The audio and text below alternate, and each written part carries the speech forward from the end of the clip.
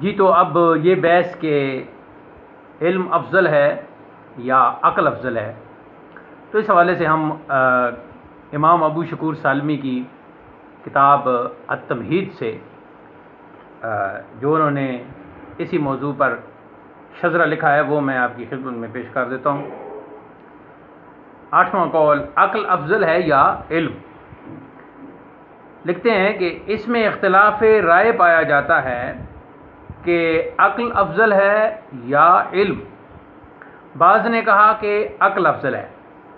حضرت علی کرم اللہ وجہہ الکریم فرماتے ہیں کہ عقل افضل ہے، اس لیے کہ علم عقل کا محتاج اور عقل علم کی محتاج نہیں۔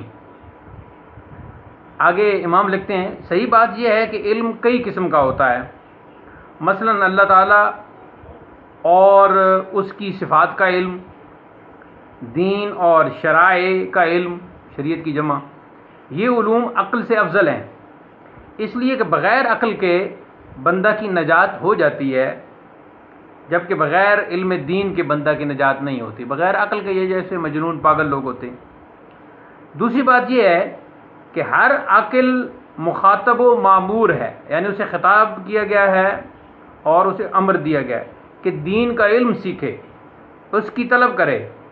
ان علوم کے علاوہ دیگر علوم مثلا صنعت و حرفت کا علم، اصلاح اشیاء کا علم، علم نجوم، علم طب، ان علوم سے عقل افضل ہے، اس لیے تمام علوم اصلاح نفس اور اصلاح معیشت کے لیے ہیں اور مصلحت جو ہے عقل میں زیادہ ہے۔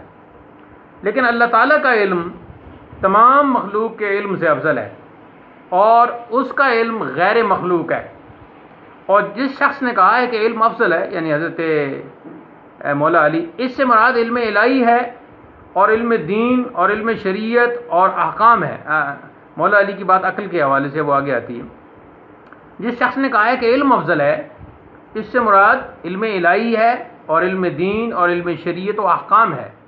اور جس نے کہا کہ عقل افضل ہے، جیسا کہ مولا علی کرم اللہ وجہ کریم کا قول گزرا، تو اس سے مراد علم اکتساب و اصلاح ہے۔ واللہ تعالی عالم بالصواب والحقیقہ ورسولہ ایضا صلی اللہ علیہ وسلم۔ اس حوالے سے اسی موضوع پر امام رستقفنی نے بھی اپنی نگارشات پیش کی ہیں۔ انشاءاللہ کسی اگلی نشست میں ہم وہ بھی ہدیہ سامعین و ناظرین کریں گے۔